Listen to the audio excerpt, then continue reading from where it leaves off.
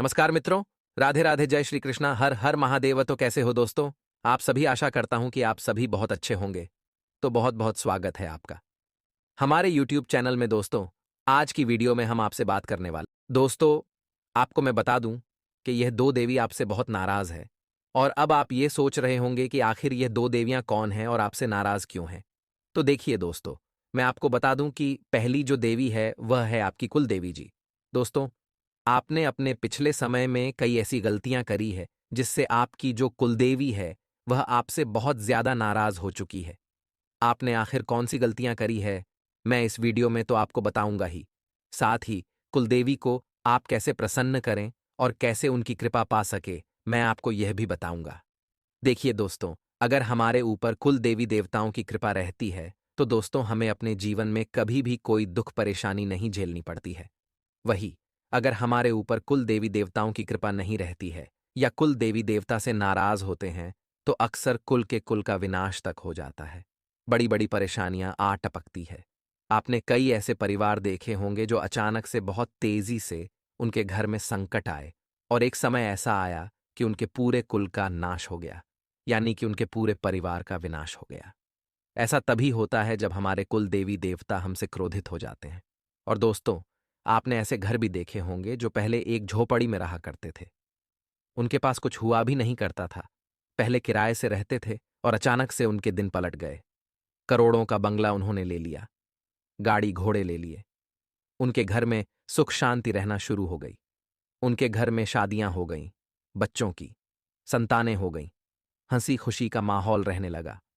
कुल मिलाकर उनके दिन पलट गए। ऐसा तब होता है जब व्यक्ति के ऊपर कुल देवी देवताओं की कृपा रहती है। तो अगर आप भी चाहते हैं कि आपके कुल देवी देवता आपसे प्रसन्न रहें और आपके ऊपर कृपा बरसाए, तो इस वीडियो को आखिरी तक देखते रहना। देखिए दोस्तों, आपकी जो सबसे बड़ी गलती है उसके बारे में मैं आपको बता देता हूं। आपकी सबसे बड़ी गलती यह है कि आप, दोस्तों, जिस प्रकार खाना खाते हैं, जिस प्रकार अपनी जिंदगी में हर एक काम को अंजाम देते हैं, आप नौकरी करते हैं या व्यापार करते हैं, दोस्तों फर्क नहीं पड़ता। जिस प्रकार आप अपना रोजाना जीवन यापन कर रहे हैं, ठीक वैसे ही आपको एक और चीज अपने जीवन में अपनानी है, और वह चीज है अपने घर के कुलदेवी देवताओं को पूजना। देखिए, पूजने का अर्थ यह नहीं है कि आप हमेशा उनकी विधि विधान से पूजा करें। रोजाना आप अगर मन से उनको याद कर लेंगे अपने कुल देवी देवताओं को, साथ ही आप 2 अगरबत्ती अपने कुल देवी देवताओं के नाम की घर में लगा देंगे, एक दीपक लगा देंगे और उनसे प्रार्थना करेंगे कि हे मेरे कुल देवी देवता, आप अपने इस परिवार की रक्षा करो, आप इस कुल की रक्षा करो, इस कुल पर कोई विपत्ति मत आने दो। हम आपके ही वंशज हैं, हम आपके ही बालक हैं, हमारी रक्षा करो और हमारी प्रगति में सहायता करो। तो आपके कुल देवी देवता इतने प्रसन्न हो जाएंगे कि आपको किसी चीज की कमी नहीं होगी और आपको हर एक चीज वह मिलेगी जो आप उनसे मांगोगे। तो दोस्तों, अपने कुल देवी देवताओं को याद करना बिल्कुल न भूले। जो गलती है वह बता देता हूं। देखिए, आप जैसे जैसे जीवन में दोस्तों आगे बढ़ते जा रहे हैं, वैसे वैसे आप अपने भगवानों को, अपने कुलदेवी और कुल देवताओं को भूलते जा रहे हैं। यह आपकी सबसे बड़ी गलती है। आधुनिक युग चल रहा है दोस्तों, लेकिन इसका मतलब ये नहीं है कि हम अपने देवी देवताओं को ही भूल जाएं। दोस्तों, इस कारण से ही आपके जीवन में दुख तकलीफें आ रही हैं। अगला कारण मैं आपको बताऊं। देखिए, घर में कुछ नियमों को अपनाना चाहिए। आप अक्सर अपने घर में लड़ाई झगड़ा करते हैं, लेकिन आप यह नहीं जानते कि घर में अगर लड़ाई झगड़े होते हैं या फिर घर में, दोस्तों, आप चिल्ला चोट करते हैं, तो इसका असर आपके कुल देवी देवताओं पर भी पड़ता है, आपके घर के पूर्वजों पर भी पड़ता है। अगर घर में लड़ाई झगड़े होंगे, घर में शांति पाठ का माहौल नहीं रहेगा, तो आपके पूर्वज भी आपसे नाराज हो जाएंगे, क्योंकि हमारे घर में भी कई सारे देवी देवता वास करते हैं। और जब हम अपने घर में चिल्लाते हैं, लड़ाई करते हैं, तो उससे हमारे घर में जो देवी देवता पहले से रह रहे हैं, उनको भी दोस्तों क्षति पहुंचती है, उनको भी तकलीफ होती है, तो फिर हमें उनका क्रोध भुगतना पड़ता है। इसलिए घर में कभी भी लड़ाई झगड़ा ना करें, ना ही मनमुटाव करें। जिस घर में दोस्तों हंसी खुशी का माहौल होता है, जिस घर में दोस्तों परिवार के लोग मिलजुल कर रहते हैं, उस घर में कृपा और ज्यादा बरसती है देवी देवताओं की। तो इस बात का हमेशा आपको ध्यान रखना चाहिए। आपको अपने घर में कभी भी लड़ाई झगड़े नहीं करने हैं, ना ही घर का माहौल बिगड़ने देना है। घर का माहौल अगर बिगड़ेगा तो सब कुछ अस्त व्यस्त हो जाएगा। देखिए दोस्तों, हर परिवार के कुल देवी और देवता होते हैं जिनकी पूजा हजारों साल से उनकी पीढ़ियों के द्वारा की जाती है। आपके जो दादा परदादा थे वह भी आपके कुल देवी देवताओं को पूजते आए हैं, इसलिए आपको भी उनको पूजना पड़ेगा। दोस्तों, मांगलिक कार्य हो या घर में कोई भी शुभ कार्य हो तो आपको अपने कुल देवी देवताओं को पूजना चाहिए। अगर आप नहीं पूछोगे तो फिर परेशानियां तो आएगी ही आएगी। जिस प्रकार शादी होती है तो हम अपने कुल देवी देवताओं को पूजते हैं, अक्सर लोग पूजना भूल भी जाते हैं। ठीक वैसे ही घर में अगर कुछ भी अच्छा हो रहा हो, मान लो आपके घर में कुछ अच्छी मिठाई बनी हो, तो दोस्तों सबसे पहले उस मिठाई का भोग अपने कुल देवी देवताओं को लगाएं, भगवान को लगाएं और अपने घर के पूर्वज को लगाएं, यानी पितर देवताओं को लगाएं। ठीक उसी के बाद दोस्तों, अगर घर में कोई अच्छा कार्य होने जा रहा हो तो आप कुल देवी देवताओं के समक्ष बैठ जाएं और उनको कहें कि मैं अपने घर में यह मांगलिक कार्य कर रहा हूं, या फिर घर में यह अच्छा काम हुआ है तो आप आगे आइए और उस काम को अच्छा बनाइए। आपकी कृपा इस घर पर बनी रहे। अगर आप ऐसा कहोगे तो हमेशा आपके घर में देवी देवताओं की कृपा रहेगी। देखे दोस्तों, मान्यता है कि कुल देवी के बिना, यानी कि उनकी कृपा के बिना, कुल का वंश किसी काम का नहीं रहता। अधिकतर किसी न किसी परेशानी का सामना करना पड़ता है। माना जाता है कि अगर कुलदेवी देवता आपसे रूठ जाए तो पूरे कुल के नाश भी वो लोग कर सकते हैं। वह देवता कुल का नाश तक कर देते हैं। इसीलिए उनकी कृपा पाने के लिए पूजा करते समय कुछ चीजों का ध्यान रखना पड़ता है। देखिए, शास्त्रों के अनुसार कुलदेवी और कुलदेवता की कृपा पाने के लिए रोजाना सुबह और शाम को कुलदेवी देवताओं को याद करें, और अगर घर में कुछ अच्छा बने तो भोग अवश्य लगाएं। अगर आपको अपने देवी देवताओं के नाम नहीं याद हैं तो दोस्तों, आप अपने घर में केवल उनको याद करके ही आप पूछ सकते हैं। अगर आपको अपने कुल देवी देवताओं के बारे में कुछ भी पता नहीं है तो दोस्तों, आपको ऐसे ही उनका स्मरण करते हुए माता दुर्गा या फिर भैरव महाराज के नाम पर पूजा करनी है।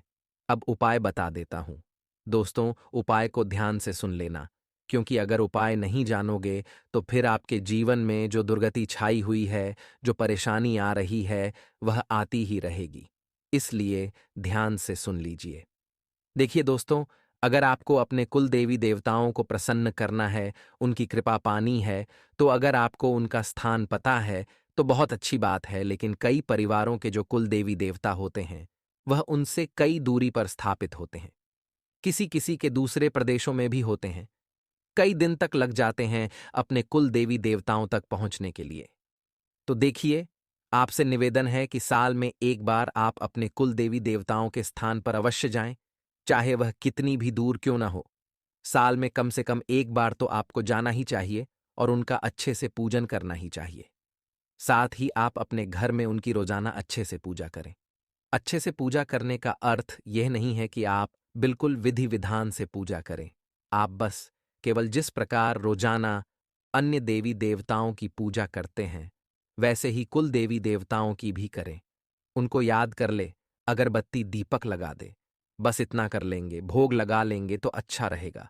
कुल देवी देवता या फिर उनकी कृपा पानी है तो दोस्तों, आप अपने घर में भी उपाय कर सकते हैं। एक साबुत नींबू ले लो। आपको एक नींबू लेना है और उसको आप अपने ऊपर से 21 बार उतार लें।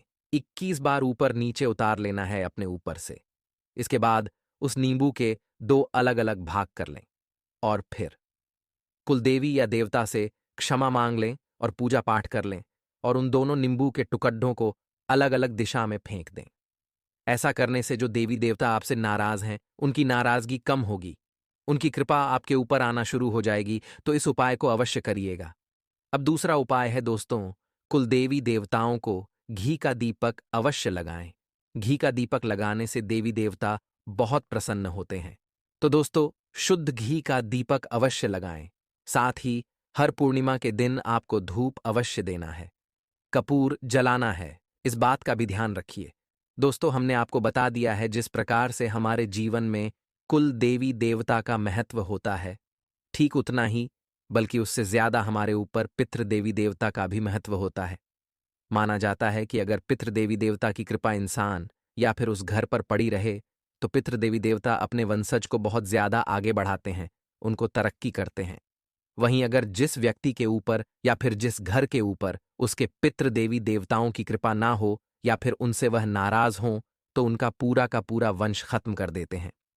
उनको दर दर की ठोकरें खानी पड़ती हैं, एक एक रुपयों के लिए तरसना पड़ता है। इसलिए हमेशा अपने पूर्वजों का यानी कि पितरों का भी स्मरण जरूर करें। देखिए, हमारे धर्म में यानी कि हिंदू धर्म में जो पितृदेवता होती है, उनकी पूजा का बहुत ज्यादा महत्व होता है। पितृ यानी कि दोस्तों, जो हमारे परदादा वगैरह जो हमारे साथ नहीं रहते, जो स्वर्गवासी हो चुके हैं, जो अब हमारे साथ नहीं रहते हैं, उनको हम कहते हैं पितृ। हमारे पूर्वज यानी कि पितृ देवी देवता। अक्सर हम श्राद्ध करते हैं, उनके नाम का पिंडदान करते हैं। जब श्राद्ध आते हैं तो भी हम अच्छे से उनका तर्पण करते हैं, लेकिन देखा जाता है फिर भी हमारे पितर हमसे अक्सर नाराज होते हैं। पितरों के जो नाराजगी के संकेत हैं, वह कैसे आते हैं, हम आपको बता दें। आप कैसे पता लगाओगे कि आपके पितर आपसे नाराज है या फिर आपसे प्रसन्न?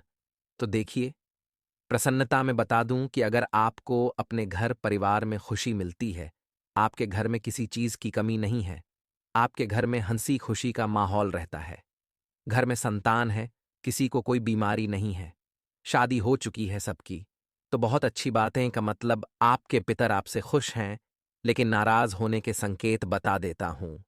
पितर किनसे नाराज हैं और किनसे प्रसन्न, इस बात का पता लगाने के लिए लोग अक्सर परेशान रहते हैं।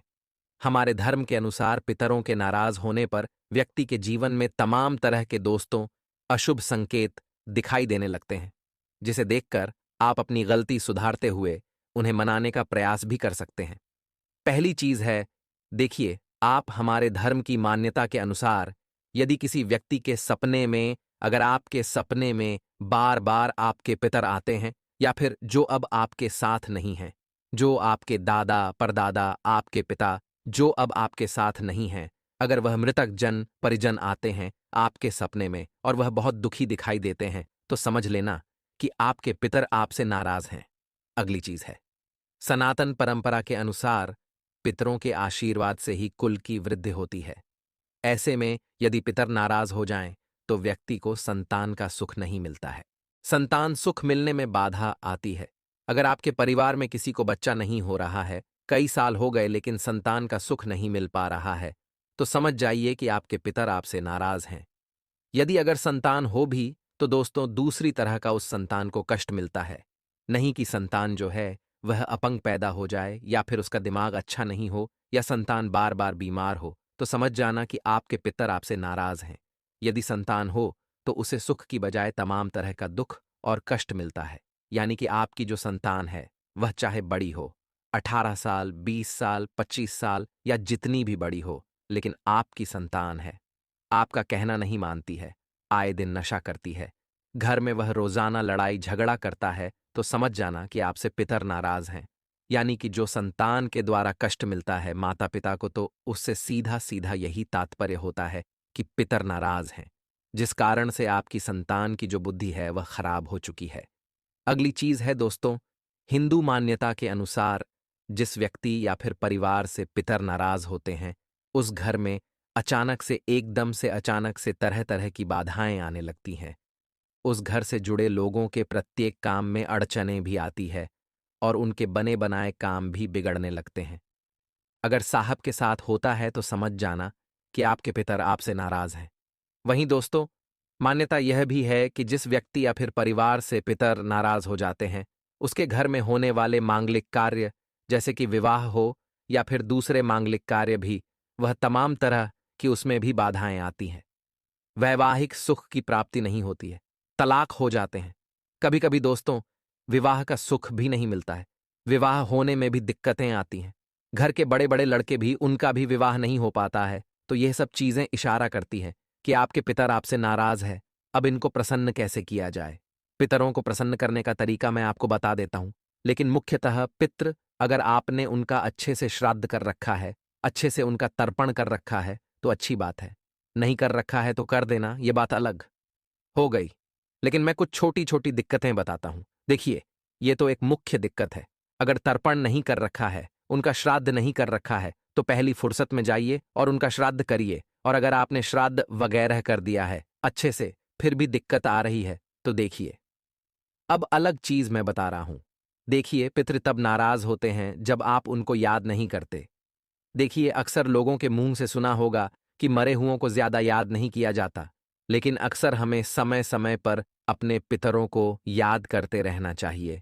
देखिए, अक्सर व्यक्ति दुख में अपने पूर्वजों को याद करता है और उनको कोसता है कि आप तो मर गए और मैं यहां जिंदा हूं और ये सब दुख तकलीफ भोग रहा हूं।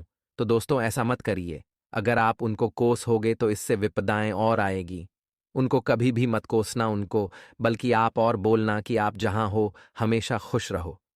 देखिए, अगर आपके जीवन में दुख तकलीफ आ रही है तो आपको निवारण तो मैं बताऊंगा ही बताऊंगा। और निवारण ये है कि आपको अपने भगवान से, आप जिस भी भगवान को मानते हो, भोलेनाथ जी को, शनिदेव को, बजरंग बली को, उस भगवान को आप बोलिए कि हे भगवान, मेरे पितर जहां भी हो हमेशा उनको प्रसन्न रखना। उनको किसी चीज की कमी मत होने देना। आप अपनी तरफ से अगर भगवान से अपने पितरों के लिए शांति मांगोगे, तो अपने पितरों के लिए दुआ मांगोगे, तो इससे आपके जो पितर कष्ट भोग रहे हैं उनके कष्ट कट जाएंगे, उनके कष्ट मिट जाएंगे।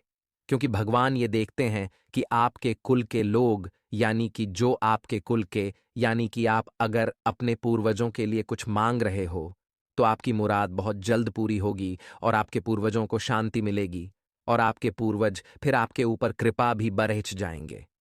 इसलिए आप अवश्य भगवान से अपने पूर्वजों के बारे में भी चर्चा जरूर करें, उनके लिए भी दुआ अवश्य मांगे। अब अगली चीज है दोस्तों, घर में कभी भी लड्डे ढाई झगड्ढा न करें।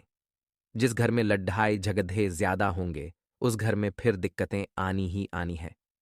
साथ ही जो चीज आपके पूर्वजों को पसंद नहीं थी, मान लीजिए आपके दादाजी थे जो आपके साथ नहीं है।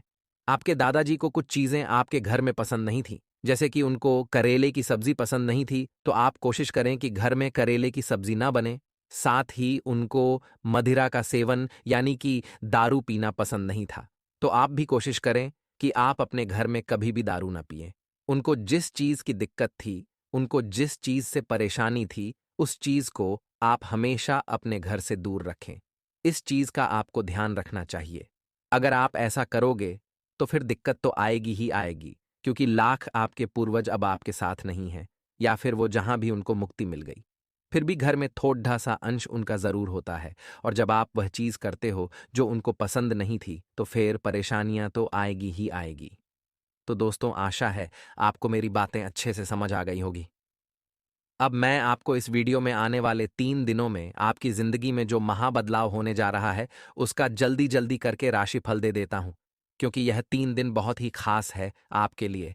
और इन 3 दिनों में आपके देवी देवताओं की कृपा तो आपके ऊपर रहेगी, साथ ही सितारों की उल्टी चाल का असर भी देखने को मिलेगा। ऐसे में यह 3 दिन बहुत ही मुश्किल से आपके गुजरेंगे, लेकिन देवी देवताओं का साथ है, यह आपके लिए अच्छी बात है। आइए ध्यान से सुनिएगा हर एक बात को।